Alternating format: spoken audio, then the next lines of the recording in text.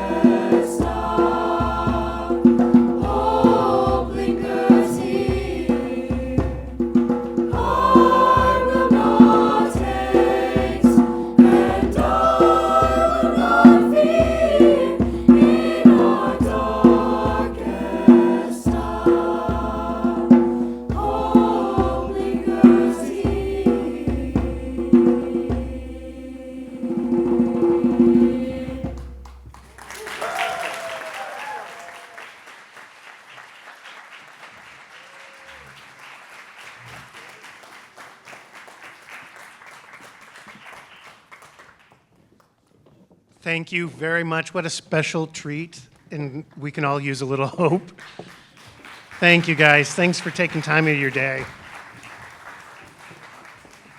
I don't know if many people know this, but a lot of us do, but as the Tobin Center, we are home to 5 resident companies, and that includes the Children's Chorus, the Youth Orchestras of San Antonio, the Ballet of San Antonio, the Orchestra of San Antonio, and the Opera of San Antonio, all of whom have incredible deep roots in our community with education programming and community outreach. So it is our great pleasure to be able to highlight all of them here as much as we can. And we are going to give the children's course a little time. Dr. Alyssa Avenatti will give you a little snapshot of what the children's chorus is up to.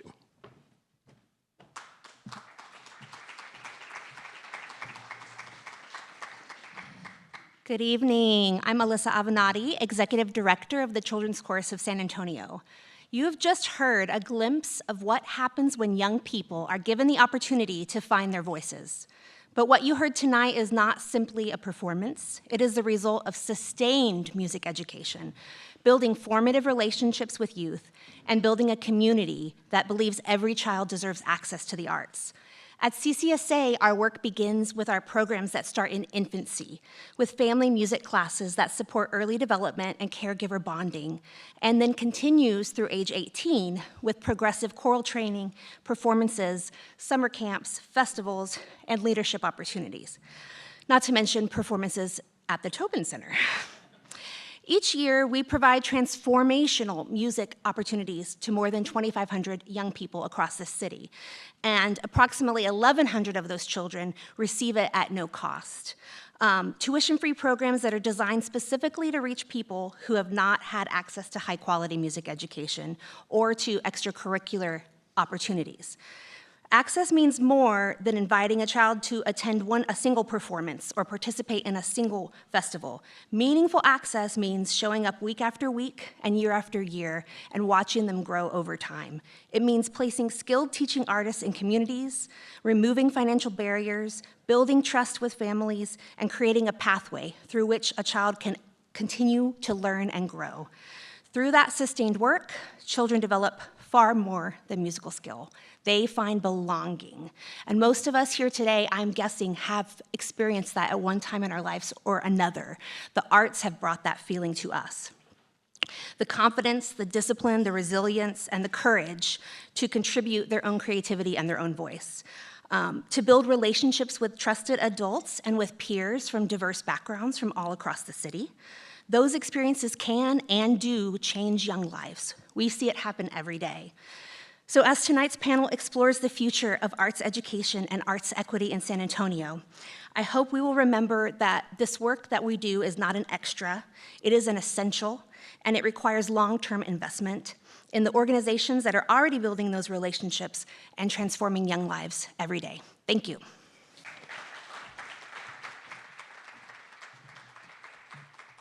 Thank you, Alyssa. We also wanted you to be sure that you knew about YOSA, the Youth Orchestras of San Antonio. So we're bringing up Executive Director Jared Price to tell us more.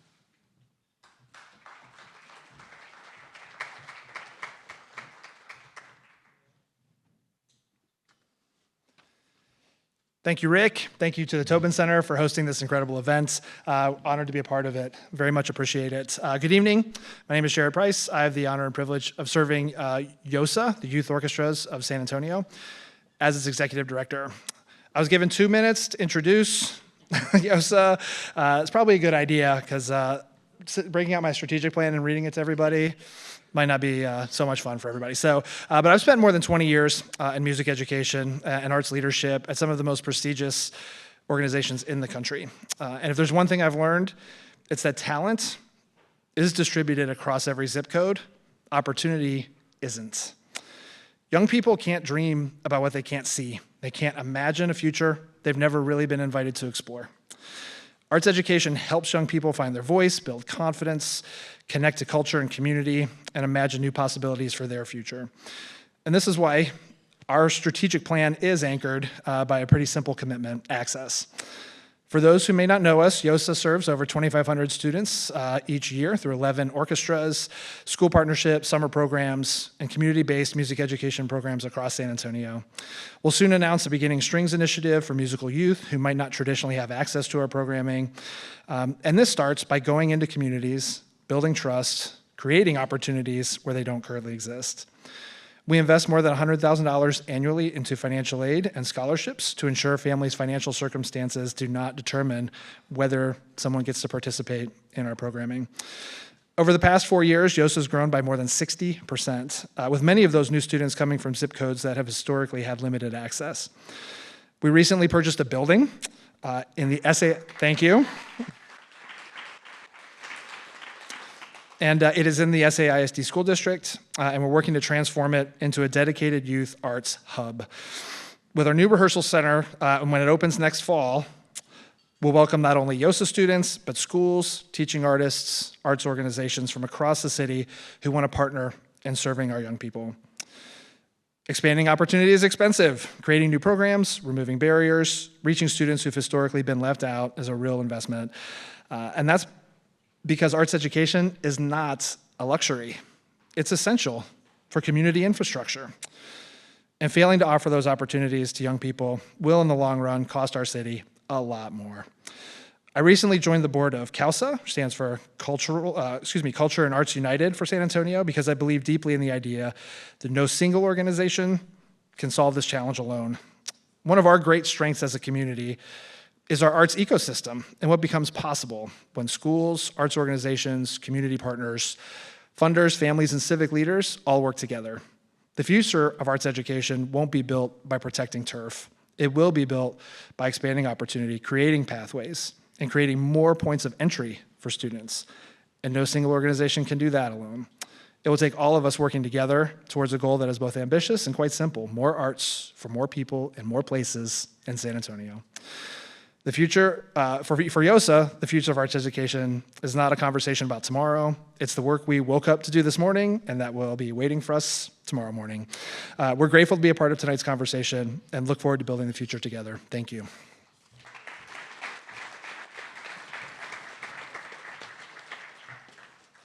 Thank you, Jared. It really is a village of creativity with all of our residents here, and all of the work, being witness to all of the work that they're doing and the incredible growth that is occurring in all of the organizations across our five. It's my great privilege to be a liaison and a help to communicate with the Tobin and make sure that we're all in support. Which also means that I don't know if anybody knows that the Tobin itself has an education program. It started off small, just the way that our residents did, and we grew alongside with them and in collaboration with them. And that growth could not have happened without Dr. Kimberly Stevenson, who is the powerhouse of our Gen Next education program, and will take the show from here.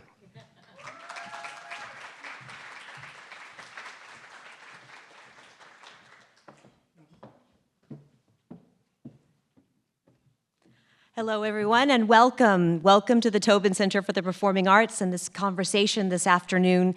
As we gather for this panel discussion, it's important to remember that the challenges that we're all facing are real.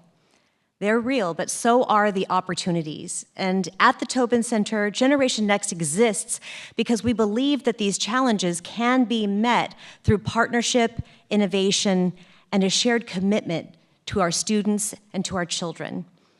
While most people think of Generation Next, they think of thousands of students filling the HEB Performance Hall for a school performance. And while those unforgettable experiences are certainly at the heart of what we do, Generation Next expands far beyond the stage. We have become so much more. Today, Generation Next represents a commitment to serving our entire community through the arts. We believe that every child deserves access to meaningful arts and creative experiences, not just as an audience member, but as a creator, as a thinker, and as a learner. Our work begins long before the students and their buses arrive at the Tobin Center and continues long after they've returned to their classrooms. We support educators through professional learning, arts integration training, curriculum development, instructional coaching, and classroom resources. We've expanded opportunities for students through workshops, internships, master classes, technical theater company experiences, and career exploration. We partner with teaching artists, with our resident companies, 5, with school districts, over 50 in the state of Texas, and community organizations, over 70 in our region, to create experiences that connect the arts to every subject area and every learner. We also invest in families through workshops and early childhood programming, providing career exploration and internship opportunities for students, and creating inclusive experiences through sensory-friendly programming and accessible opportunities. From baby arts play to technical theater experiences, from educator guides to artist residencies, we're building a continuum of arts learning that serves our community at every stage of life. The challenges facing arts education are significant, but they are not insurmountable. Every partnership we build, every teacher we support, every artist that we connect through the classroom, and every student who discovers a new passion through art is part of this solution. None of this happens alone. It happens because of strong partnerships, because of strong conversations with our school districts, resident companies, artists, foundations, volunteers, and supporters who believing that the arts are essential, not just to education, but to the future of San Antonio. Generation Next is about more than bringing students to performances. It's about creating opportunities, building relationships, supporting educators, and strengthening our community through the transformational power of the arts. Together, we're not simply responding to the challenges facing arts education. We're helping to shape our community's future. By investing in students, empowering educators, and working alongside our community, we are ensuring that the arts remain an essential part of learning, belonging, and growing for generations to come. So thank you for being here for our conversation today, and I hope that you will join me in inviting up our panel leader, Crystal Jones.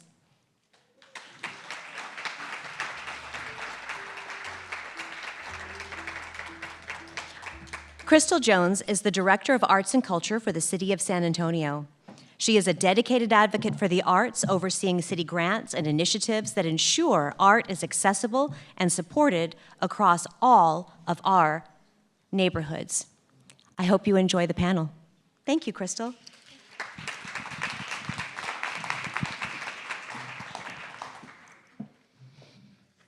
Good afternoon, everyone. Thank you so much for being here today. It's so great to see you all here in this space. And I want to thank the Tobin Center for the Performing Arts for your leadership in the arts industry and also for providing the venue today. I also want to thank Center City for your support of not only all things in the downtown area, but especially the creative industry. So thank you so much for organizing this along with the Tobin Center. Let's give them a big round of applause.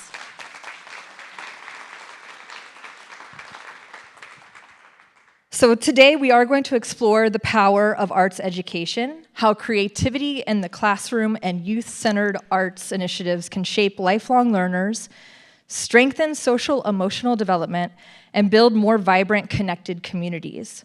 Arts education doesn't just teach technique. It nurtures confidence, curiosity, and the ability to think critically and to be imaginative.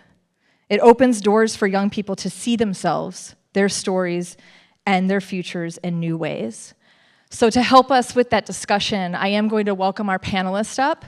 I'm first going to bring up Madeline Elizondo she's the Director of Education and Outreach of Opera San Antonio. As she's joining me here, through her leadership, she works to make opera accessible to all generations, utilizing the power of classical vocal performance and storytelling to enrich San Antonio's cultural fabric and inspire young artists. Thank you for joining us today. Next, I will bring up Evan Eubanks Rose. She's the Chief Executive Officer of Ballet San Antonio.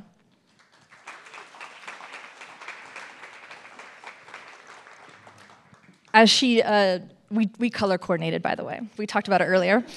She is dedicated to preserving the legacy of classical dance while actively expanding community outreach and educational programs, ensuring that local youth from all backgrounds have the opportunity to experience the discipline and beauty of ballet.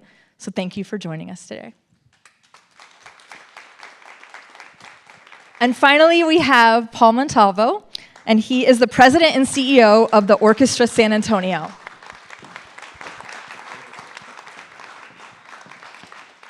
As a passionate advocate for musical literacy, Paul works tirelessly to bridge the access gap in classical music, providing vital performance opportunities and high-level orchestral training to the next generation of local musicians. And I think we hear definitely a theme. I know that they're perfect to talk about this on this panel because we're talking about education and access and providing equity through the arts. So let me try to get comfortable here. Before we dive in, I did want to just give a little bit of background in terms of the panel discussion and a background of the arts and the city's support of the arts. So our Department of Arts and Culture is funded by the hotel occupancy tax, and we provide grants to the 3 organizations represented here, as well as we have 41 total operational grants that we give out to organizations to provide open to the public programming. Because it is hotel occupancy tax, there are very strict restrictions that are state law on how that money is used. Open to the public arts programming is one of them. Thinking in your mind just whatever's driving tourism here. So it's really open to the public arts programming. So while we do not directly, because of state law, fund education in schools or can fund just an educational program, we do provide operational support, which helps organizations build the capacity to not only do the open to the public programming that's mandated by state law, but also have some of this educational access. But that's why we want to talk about today about how you all are filling that gap, because the funding that we provide cannot go directly to just arts education, in stop. You all are filling that large gap. So to all the panelists with that context, I want to address the school side of the equation. When school district budgets get tight, and arts programs are often to be the first to be cut, treated as extras rather than essential, as leaders in this space, why does our educational system still treat arts education as disposable? And what is the real cost of that mindset to our city's future? Well, I'll start, I guess. Hello, everybody. I feel like I need a cocktail to talk about this. So the reality is it's treated as disposable because arts are still considered elective, are non-essential enrichment type courses because they prioritize what's measured by state tests, right? Unfortunately, teachers have the burden of teaching a lot of times to the test, like the STAR. They prioritize what they consider the foundational subjects, which we know are they consider science, math, language arts, social studies. So whenever budget cuts come down the pipeline, they think, what can we cut first? Well, the enrichment courses, right? Even though they're state mandated, they consider English language arts more valuable than choir, even though we teach that in our classroom as well. So that just happens to be, unfortunately, the reality of what we live in. So until they have the equivalent of a STAR test for a choir classroom, unfortunately, that's going to be the first on the chopping block in terms of priorities for schools. So I don't know if y'all want to weigh in on that, but happy to. Am I on? Okay, great. Hi. Thank you all again for having us this afternoon. And I'll be very honest, I don't know why. I don't understand it. Arts access is essential. And I will tell a story on myself that led me to where I am today. It was a free program offered in my elementary school. I was 9 years old. Nobody in my family played an instrument. I was walking down the hall and they had stringed instruments just in a classroom off to the side, so I stopped in. And everybody was picking the violin. I was 9, and so I think of this as probably a very little girl reason, but I picked the cello because nobody was picking it, and I felt sorry for it. I thought it was left out. So I came home with the cello, and my mom goes, well, that's as big as you are. Like, okay. But that program actually kept me in orchestra from the 4th grade all the way through high school. It then made me want to try other things like acting. I was already dancing.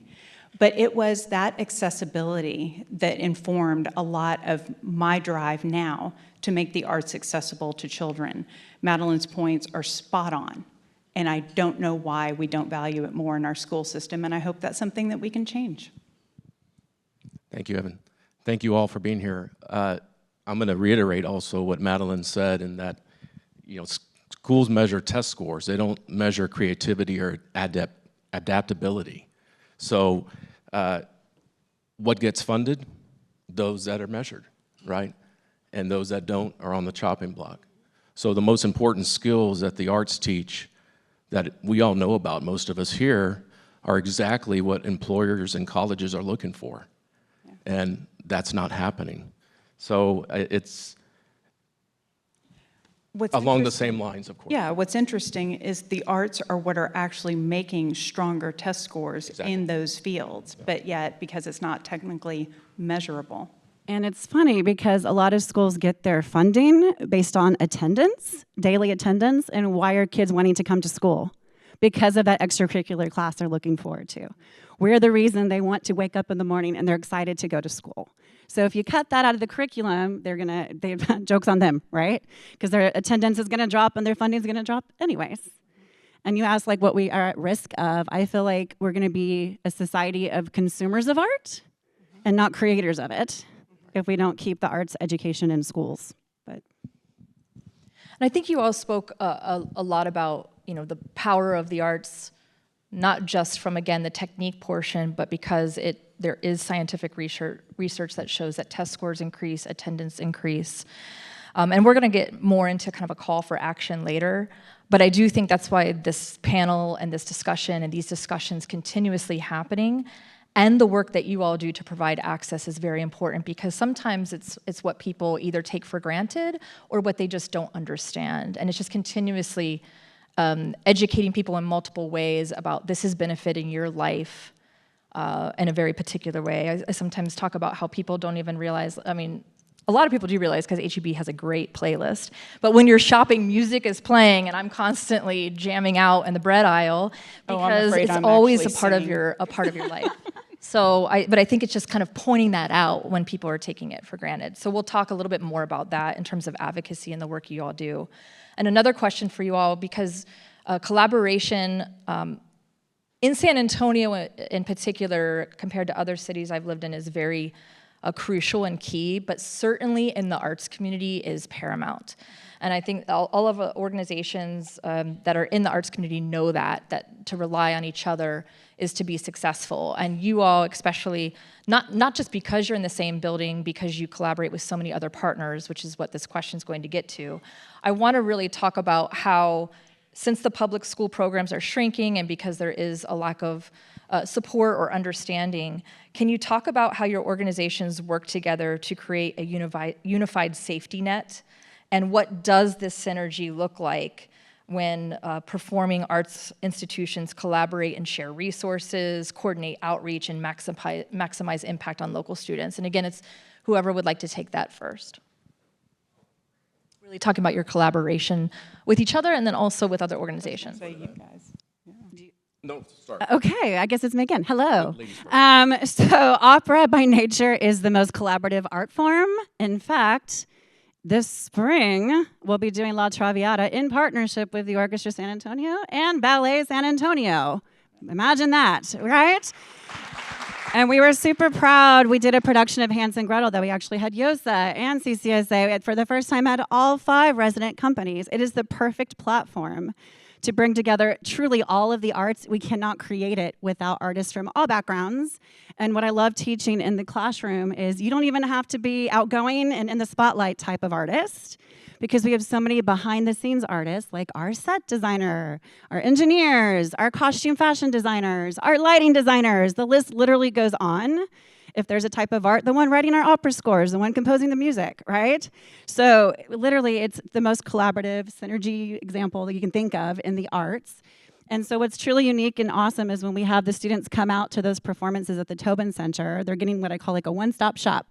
They come and they can experience all of the arts in one single setting and one transformative experience. However, that is by no means a substitution for like consistent classroom instruction in the arts that they need on a daily, on a weekly basis. And I wish we lived in a world, and if you would agree with me, that we all had the resources to collaborate and be like, okay, which school districts are you going to? Which city districts are you hitting today? Let's diversify and make sure we hit them all. But the reality is none of us have those resources. We try, or the bandwidth, or the bankroll, or anything, right, to do that. So I think we all just kind of do the best that we can do to make the impact we can make in the little time that we have with our students. And I would add to that that in addition to the great performative collaborative work that we're all doing together is the friendship among the 5 resident companies here at the Tobin Center. That's something that I never take for granted. I've worked in the arts for many decades. I won't say how many, but a few. And it's not always the case. And you can look around this room and you will find representatives from each of the resident companies actually sitting in the audience here today as we support each other. And it comes down to even passing each other in the hall. Hey, what are you guys doing on this? Hey, did you see this? We're constantly knocking on each other's doors, going and seeing what the other ones are up to, and how we all work together is just as much behind the scenes as what you actually see on stage. As you can see, the 2 women sitting next to me are the smartest, 3 women sitting next to me are the smartest ones on this stage. So I don't have a lot to add, with the exception that it's an absolute joy to work with all of our resident companies, especially, you know, you seeing the students from YOSA participate in Romeo and Juliet, and the orchestra going through every rehearsal, going through the performances, what a learning process that is, and what an opportunity that is to share what our professionals can give to these young students. And I think, you know, what we do with the ballet as well, during Nutcracker is a wonderful thing, especially when it comes to the sensory-friendly performances that we do. So yeah, I mean, I think there's room to do other things, as Madeline stated, in districts and schools, but the capacity, the funding, the bandwidth, these are all issues that we have to deal with. I couldn't agree more, and I do want to give a shout out to Gen Next, and they did not pay me to do this, I promise, because through their programming, again, all of our budgets are extremely tight, but through their programming, we're able to build even more access for students through matinees that they help encourage and sponsor and fund for a lot of us to make those possible and those extra touch points for students throughout the year. So. Great. One question I do have for Paul is the common narrative, and I even grew up with this in a very small village of 2,000 people where arts was not seen. The narrative is commonly that arts education, even arts as a whole, is a luxury for certain demographics, affluent districts. But you work directly, again, you've all talked about it, but you work directly with school districts that lack these programs. And I want to, ask your opinion. It kind of goes along with the first question, but how do we shift the mindset from framing the arts as a luxury to a necessity for every student? Let me just give a brief background. Our education program, Ascend, which started in March of '24, has our artist faculty, which also double as a core of our orchestra in the Edgewood District and in the SCISD District at Stafford Elementary and Jaffet Elementary, teaching kids throughout the school year, giving them about 300 to 350 hours plus of training every year. So that is a huge thing. All these students are participating at no cost. And since that time, we've invested $1 million plus into these organizations, into these districts, into these students who we feel, as Jared mentioned in his intro to YOSA, opportunity, where opportunity doesn't exist, untapped potential, right? We want to remove that barrier for these kids. It's not easy to answer that question because if you could frame it for me again. The question is mainly just changing the mindset that it's a luxury and it's for only, certain people in terms of accessibility. Yeah, it's a time-consuming work that we're doing and that all of us here are doing, and the ones that you saw earlier. I feel the potential is there for people to realize how important it is what we're doing. And in time, I think that will change. Now, it's gonna take a lot of work when it comes to, let's say, bringing business leaders and mathematicians and scientists and others to share what the arts did in their lives, right? Because that's the true thing that we're doing. We're helping create well-rounded individuals. It's not about, becoming a professional musician. If that happens, that's great, incredible. But what I'd rather see, being a native San Antonian, is a local San Antonio kid studying music and becoming a great lawyer. That's amazing. And then he in turn supports the arts and serves on boards and does all these wonderful things. That to me is really the essence of what all of us on stage, representing these organizations, are trying to do. Yep. Well said. Certainly worthy of applause because, when you try to list the value of arts education, arts programming in general, it's almost very hard to succinctly say because it's really just life, right? And people who are involved in the arts are more civically engaged, they're civically minded, they're better neighbors, and like you said, they serve in so many different ways in terms of community and community building. Madeline, we talked about this, and some of this is a little repetitive based on the conversation, so we can always kind of chime in here, but you've talked about how the demand is really far exceeding the capacity.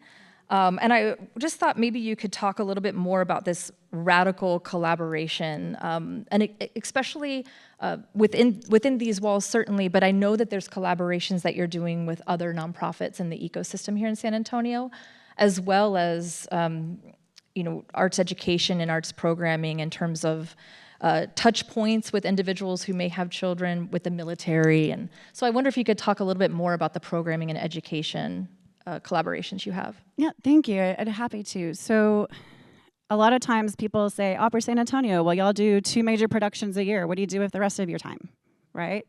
Well, we've built in a 3rd community performance. This year we happen to be doing one that very much ties to the veteran community. It's called The Falling and the Rising, which we'll have more info soon on that, but we're super excited to launch that one. But it deals with veterans dealing with PTSD post-wartime, so it's gonna be very poignant. But what we do in between those 3 shows is we're actually super busy. We visit up to 50 schools a year, sometimes more, with our outreach program. We do student matinees. We have invited final dress rehearsals. Our impact is over 20,000 students annually and growing. So even with those touch points, we consistently do find ourselves on wait lists. Schools requesting. Last season, we had over 30 schools on a wait list because we just didn't have the capacity to see them all. So what we've done is gotten very creative in forming community partnerships with other like theaters, like the Carver Cultural Community Center just picked up a matinee for us in November. So we look at ways where we can make our budget stretch the thinnest, so we can have the most schools come in, have the largest impact for the smallest dollar amount. We do a holiday outreach tour, which you would be like, why would you sing opera in an HEB? Well, because maybe people have never heard it before. And lo and behold, we sing carols and then we shift into an opera aria, all the phones go up. And all of a sudden everybody's, oh my gosh, this is amazing. We've never heard this before, So we've also— Take art to where the people are. Take art to where the people are, yes. And a part of our jobs is also, like what you said earlier, dispelling the myth, right? That it is just for the elite.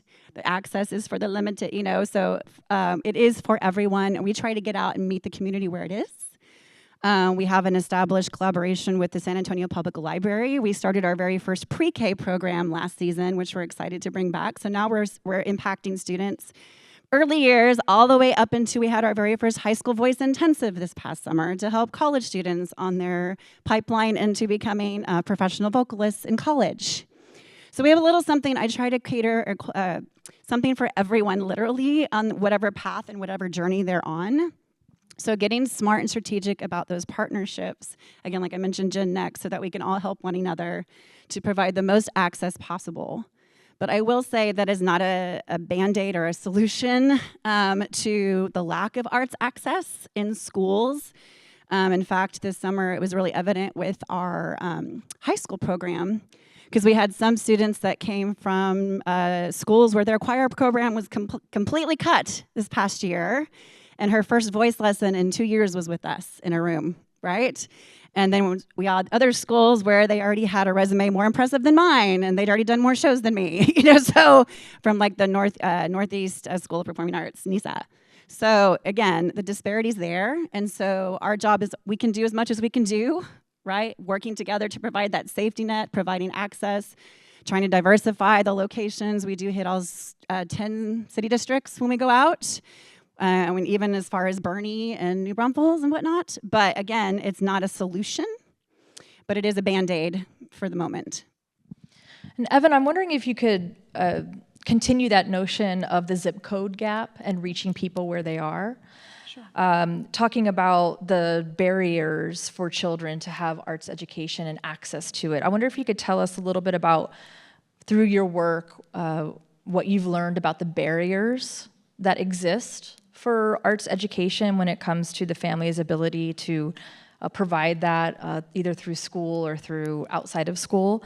And then also how you're bridging that separation and kind of helping them overcome those barriers. Sure. So I'm going to tell another story so y'all can kind of see how this is going to go for me.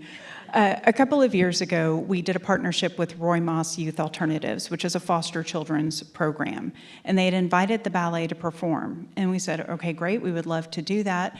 And then after, why don't we bring a group of your kids, as many as you'd like, to come see our fall show here at the Tobin Center? Okay, that was the plan.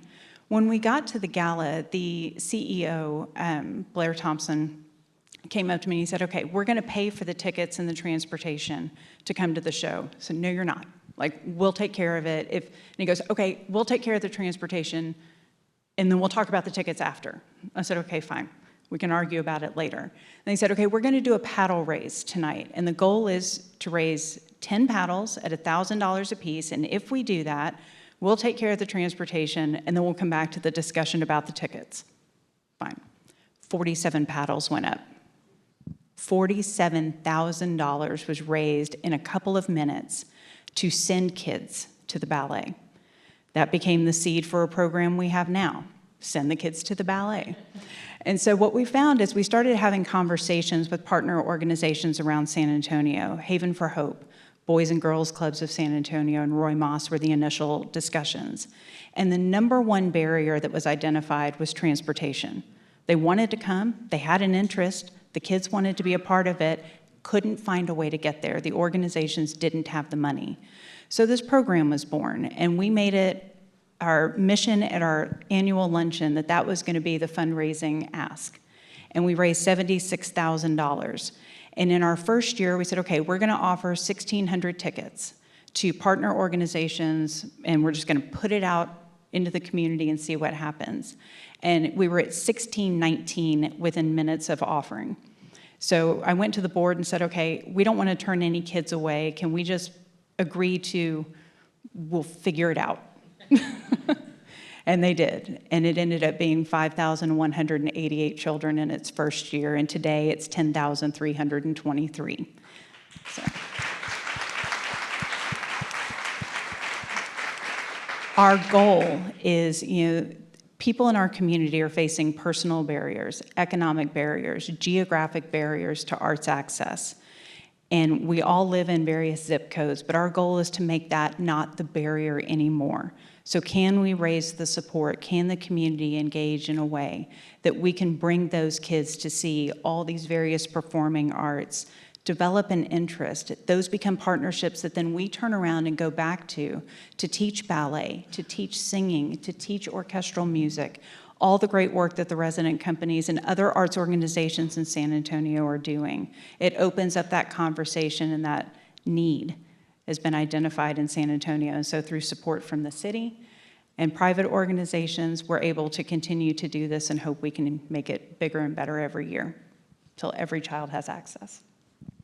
It's so powerful. And Paul, I know that when we're talking about access to arts education, all of us have done research, but I know that you've been really diving into the research element. I'm wondering if you could talk a little bit about what happens when we do create kind of this two-tiered, if you will, creative class with, if we do not have arts education in schools or arts education programming available, it really creates this pay-to-play model where only, there's students who have access to it because they can pay, and then there's students who just do not have access. So could you talk about what happens when that access is cut off, and what happens to children who don't have that safety net of arts education? Yeah, touches really deep in my heart because unfortunately the answer is when that's cut off, the families and children without means have nothing to do. That's a very simple fact. The ones with means can have private lessons still. They can do summer camps. They can send their kids to whatever they want to send them to, and they're going to get their hours. They're going to get their training. But the ones that don't are the ones that our organization in particular are serving 100%. That is our absolute goal because I'm going to speak out of both sides of the mouth right now. I know it's important to get government funding, but we should not rely on government funding because it's always wishy-washy. So we have to go out and do the work and get support for these programs that we're talking about. Yes, I think the icing on the cake is government support, but none of us should rely on that. So it's a two-tiered system. You're absolutely correct. And I think it's going to take a combination of a lot of factors to help that over time. And at least from our experience, a majority of our funders don't fund because of the concerts, they fund because of our education program. And that, I think, is a testament to what people will support with really big dollars. But you have to go out and you have to create relationships, and leads to a lot of other things, of course, with capacity and things of that sort. So yeah, we're doing our part, and everybody here is doing their part, but I think a more combination in the future, is what we need to talk about. And Madeline, often the words workforce development, it's always going back to kind of these core themes here, but workforce development is used in terms of the tech industry or maybe manufacturing, but certainly the creative economy, not just here in San Antonio with a $5.2 billion impact, but nationally, our creative economy is putting a lot of opportunities into people's hands. So when we talk about that workforce development, I wonder if you could tell us about, what happens when a child goes through art education and what it teaches them, again, beyond just the technical skill, kind of what Paul was talking about, but about how to be a great portion of the workforce in the future, about what skills does this education provide them? So I just wanted to add to what Paul was saying for a second, that usually the kids who don't have access are the ones that actually need the art in their lives the most, because it does tie to social and emotional well-being, which we all as adults need as well. But speaking specifically to the workforce, like you mentioned, like you said, over 5 million in economic output right now, and I believe over 20,000 employees in the city of San Antonio in the arts sector.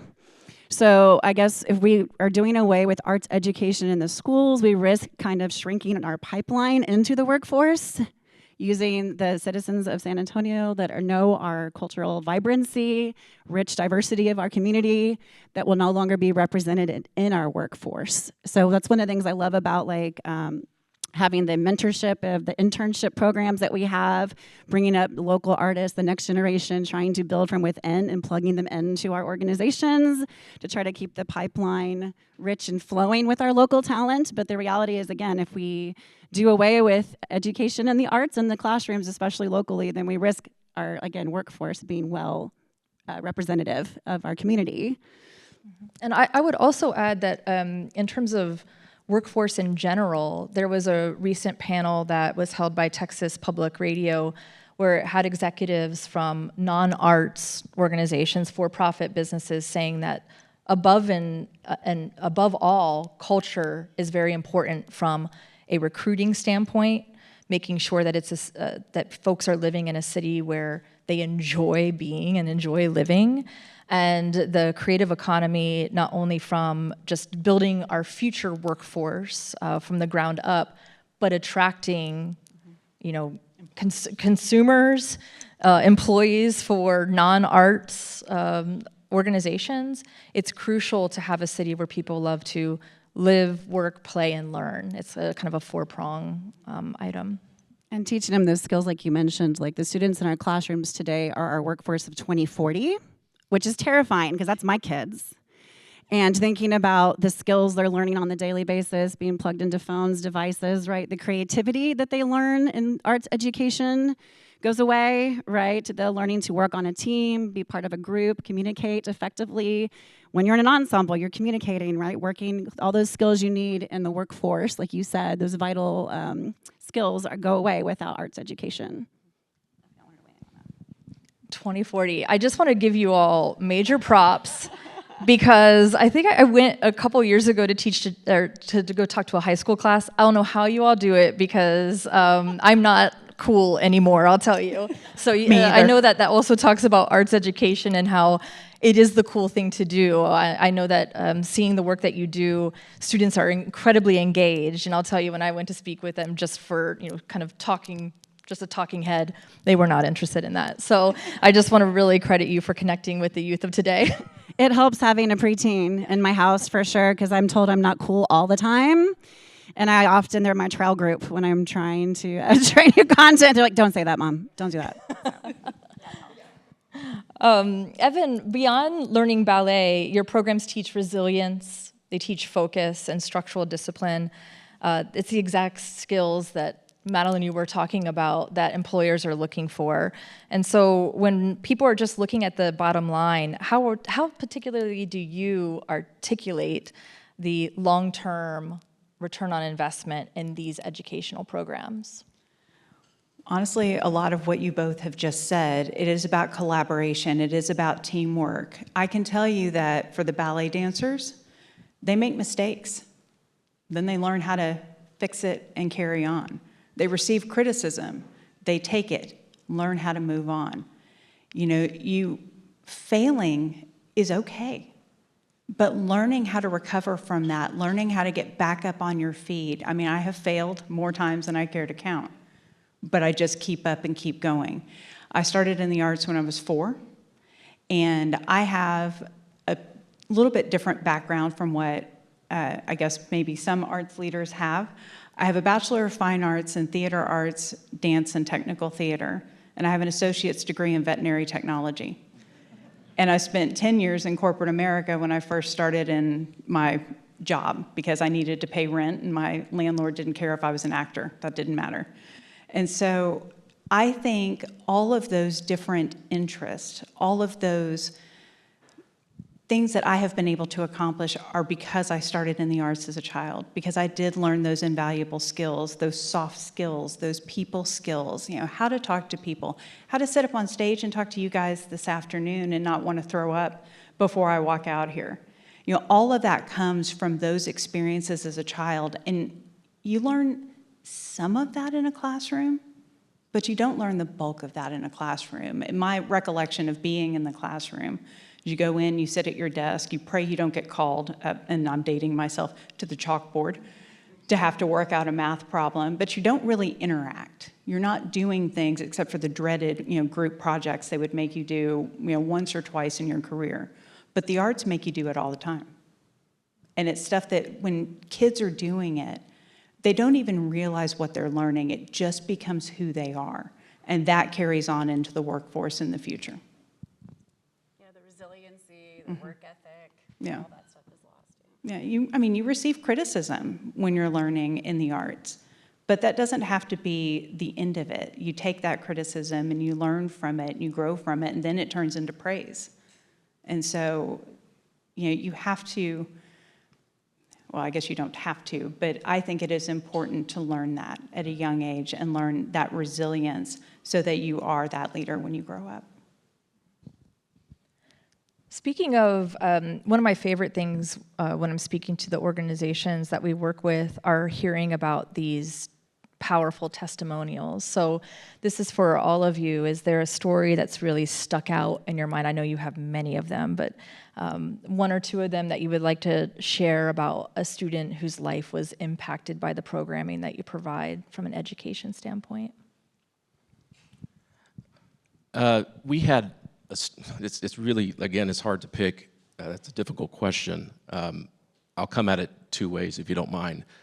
We had an individual student and her mom was interviewed, who goes to Jaffet at SAISD, and the utter emotion from the mother that her daughter was studying this music, you know, a first-generation instrumentalist in their family, right, which is a lot of our students, actually, and the ability to come to concerts at no cost and, you know, having an instrument and doing all that, you know, this is not a music education project, really. It's a social economic project. And it was, when I look at that video, I can't but cry because of joy. Joy, really, just that we're given that opportunity, but also that so many are still not able to have that opportunity.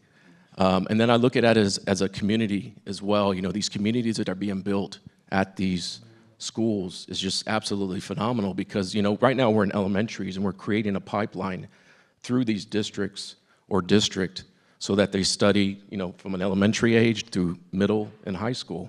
And these elementary students that are going to middle school, they want to come back after school to the elementary to keep studying. So it's an amazing thing, and I have to give kudos to our entire staff, our SEN staff, our regular staff, of course, for the incredible work that they do, because it's absolutely uplifting for me. I'm a 26-year veteran of the fire department. I was with the San Antonio Fire Department for 26 years. I retired in 2021, but because my mom made me take lessons when I was little, planted a seed in me, and I actually ended up getting my music degree at the age of 30 as I was working as a firefighter. So I don't know how the hell that happened, but it happened, and I thank God for it. And you know, and that's what can look at what happens just with that little seed, and the potential that's there, untapped potential, untapped opportunity, is, you know, what these stories are telling us. Absolutely. So my story is going to go back to Roy Moss Youth Alternatives. So we did a summer camp with their organization, and I'm sure most of you have heard this story, but the starfish story. And that's really something that inspires me with arts accessibility. But the story is there were thousands of starfish on a beach, and a little boy was walking by and one at a time throwing them back into the ocean. And a man saw him doing that, and he said, "What are you doing? There are thousands of starfish on this beach. How could you possibly make a difference?" And the little boy picked up one starfish and said, "Well, it made a difference to this one," and threw it back into the water. And so I sometimes wear a starfish necklace, and I had it on that day at the summer camp kind of final recital. And a little girl came up to me who had been in part of the program, she was probably about 14 at this point, and she was like, "I liked your starfish story." She said, "I have a starfish in my room, and it's half starfish and half you make a difference." And I was like, "Well, you do. You absolutely do." And she was like, "That's how I feel after the summer camp. Like, it made a difference." And I'm trying not to cry and, you know, sob and all that. But it's giving these kids an opportunity to dream, to see something beyond their circumstances. I think sometimes we take for granted how wonderful the creative arts are and how accessible they are to so many of us, but not all of us. And I think our work isn't done until we make sure that everyone has the chance. I'm with Paul. We're not trying to create the next generation of ballet dancers. We just want people to have access to it, because when they see it, maybe it does give them that chance to dream, to see a story that inspires them. One of the little girls as part of that program did not like ballet. Arms folded across her chest, not interested in participating for about the first 3 days. And then she started opening up and participating a little bit. She doesn't want to be a dancer. That's absolutely fine. But what it did was it opened her heart to write a poem about her circumstances. And it was called Kids in the System. And it talked about how and it tears me up, but talked about how they were God's chosen ones because they were strong enough to endure the circumstances they had been through. And it was because of that summer camp that she felt like she could then start writing about her experiences. So it has nothing to do with ballet. Well, after that. No, That's beautiful, and that's actually a perfect segue, because when we go out in the community, we like to say it's all about the one, who you're impacting in that moment. You never know who's in the room, who's going to be hearing you, and what kind of life-changing impact you're going to make. I've heard stories and stories. We had, I guess she was probably in elementary school. She came to one of our operas. She had seen us at a library, and for her birthday, her mom said the only thing she wanted for her birthday was 2 tickets to come to the opera and actually get to experience the whole thing. So here's this elementary age child who chose opera as her birthday present, which is kind of amazing. We've been in HEBs where we've had people come up to us just in tears, gushing, saying that that was what they needed to feed their soul, that they'd had a horrible week. And we filled that void, apparently, that they needed in their lives. My colleagues and I have visited some rough schools, because it sounds beautiful. We've been to 50 schools. Not all of them have been like shiny and roses and all that. There's some rough schools, and you can see that unfortunately the ones that are roughest are the ones that probably need it the most. But we always go and leave with the mentality. Did you see that one kid in the corner there? That was the one we impacted today. Who knows, maybe they're the next music educator or the one who solves all our world problems and hunger issues, right? But one story that we had for this past summer, again, all about the one, someone who had auditioned for our Emerging Artist Voice Intensive, our high school program. She opened up to me during the intensive and said, you know, it was because of your kind words and feedback after my audition that I felt brave enough, that I felt worthy, that maybe I could pursue a degree in the arts. And she happened to take a last-minute audition at UTSA. She was accepted, and she's actually going to be attending there this fall. But that's crazy. Again, time and place, but if she hadn't been at that audition, if we hadn't offered her those words of encouragement, she never would have been brave enough to even think, because I think she goes to Health Careers High School. So she never would have been brave enough to even dream that she could be a vocal major. So I think that's, I mean, again, never know who you're impacting. Absolutely. Now that we are all very moved by these testimonials, I want to ask you, for all the folks in the room, if there was one takeaway and one action item that you would love people to focus on, what would that be in terms of helping advance your missions? I don't want to get to STEM versus STEAM, but if you'll indulge me for just a second, I'm going to do just a little bit of it. So there's always this dividing line between STEM and STEAM, and STEM generally wins out. But who has an iPhone? Who watches like Netflix or Hulu or Amazon Prime or some kind of streaming service to like wind down, entertainment? Okay, that's STEAM. That takes science, technology, engineering, math, and importantly, art. What are you listening to? What are you watching? And I used to live in Chicago, and I would stand at the bus stop, and I'd see people with their AirPods in. They're like, okay, well, there's probably music. So that's art. There's big posters on the side of the bus stop. Somebody designed that. That's art. But then somebody had to print it. Somebody had to make paper. Somebody had to making all of those elements. And so I guess the takeaway would be, why is it either or? Why isn't it all? Why is that a bad thing? It's around us all the time. And I think sometimes it's just recognizing that. So. Yeah. You're way nicer than I am, because I was actually going to challenge all of our leaders and whatnot to go a week without access to the arts and see what their mental and well-being is after that week.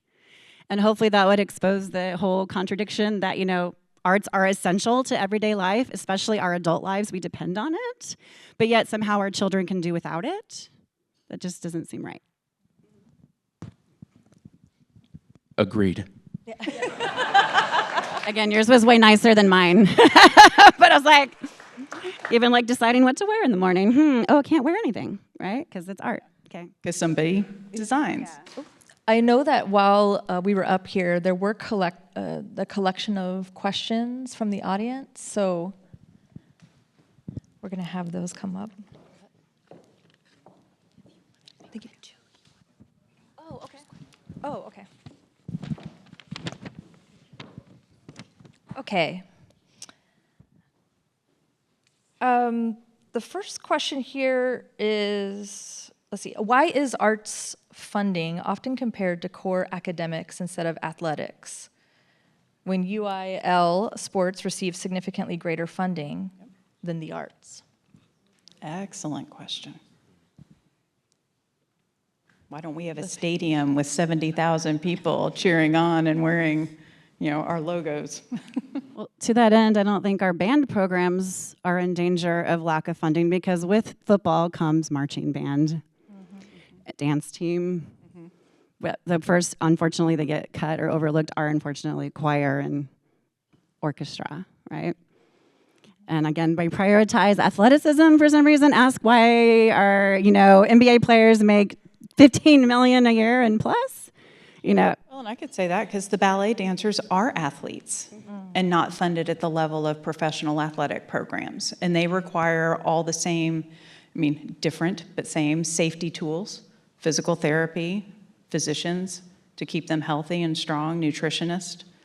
But we rely on in-kind and pro bono services to help. Thankfully, that's been available to us, but yeah, I watch, Ted Lasso. The locker room for the players, I was like, oh man, that's so nice. Like the dancers would have room to put all of their stuff, and but professional organizations, they get that level of funding.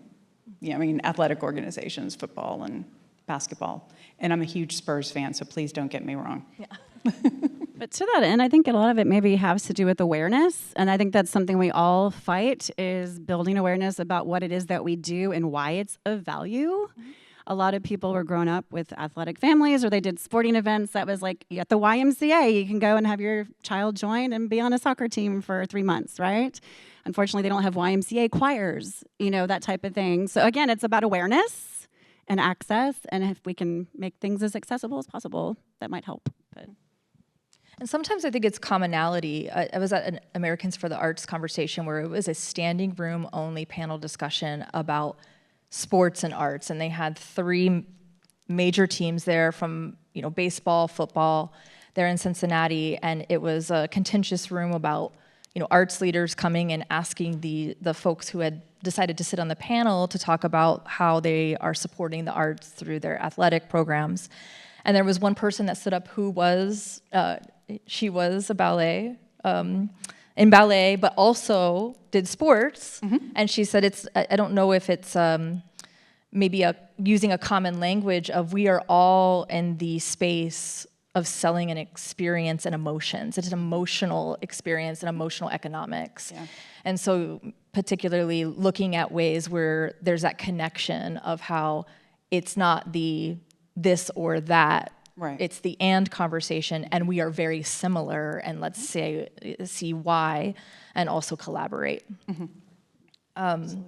And to that end, what are, talking about collaboration and also engagement, this was one of the questions that we didn't have a chance to get to, but one of our audience members developed it. What are the most effective ways to engage city leaders and funders in recognizing the value and building long-term support and investment for the future?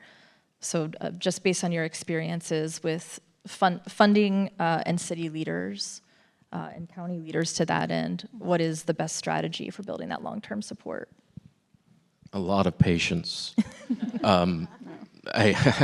Besides Crystal here, who's an incredible advocate, I think it takes a lot of time to develop relationships. It goes back to relationship. It goes back to cultivating. As you cultivate a relationship with a donor or potential donor, you're doing the same thing with council members or the mayor or commissioner's court or the judge, and that does take time. We've seen some results, but it's I think everyone here can speak that invites go and meetings happen, but it doesn't happen that easy. So I think we just have to keep trudging away, and if we have other people that advocate for us that are business leaders, city leaders as well, that would help us.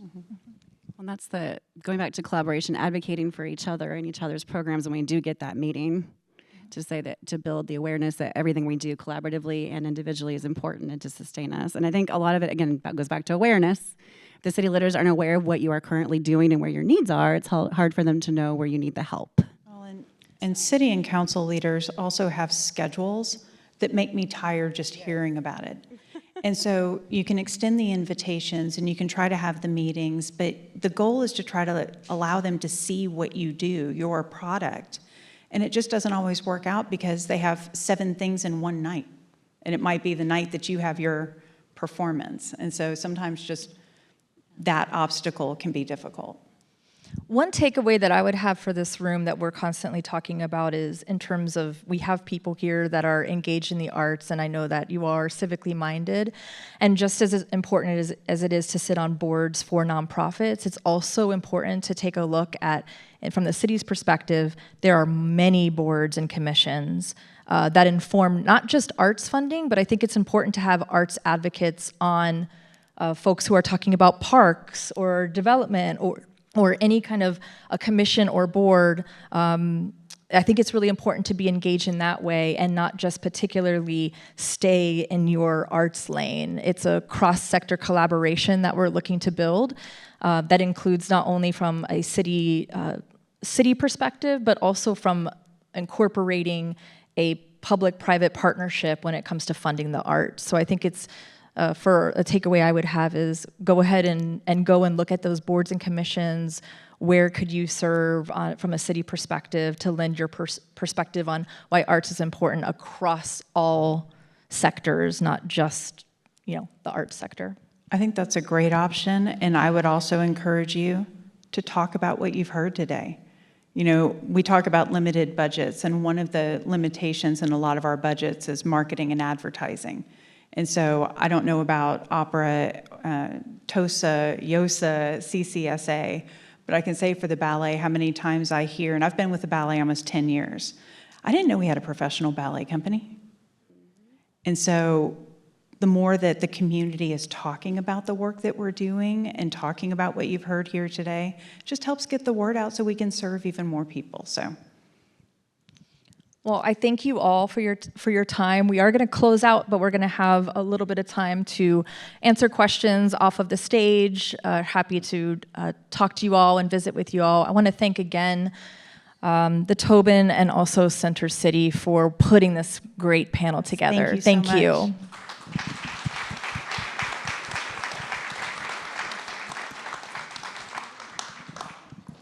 Thank y'all so much for being here today. My name is Bianca. I'm with the Center City team. We are so honored. This is actually our 3rd year partnering with the Tobin Center, so it's something that as Center City we look forward to. We have monthly discussions every month, but the arts is something that I'm very personally passionate about, and so hearing this conversation from incredible leaders that are really making a difference in the city just really fills my heart. But a quick note, I just wanted to, again, thank our partners, Rick and team, for just being such an amazing venue and amazing partners. And I think each year we just up the ante a little bit more. So the performance was such a nice touch. And just to see art in real life, I think the challenge of doing life without art is impossible for us. And so really put things into perspective. But I did want to welcome you all to our next event. It's going to be August 26th. It's on a Wednesday. It's going to be at Texas Public Radio.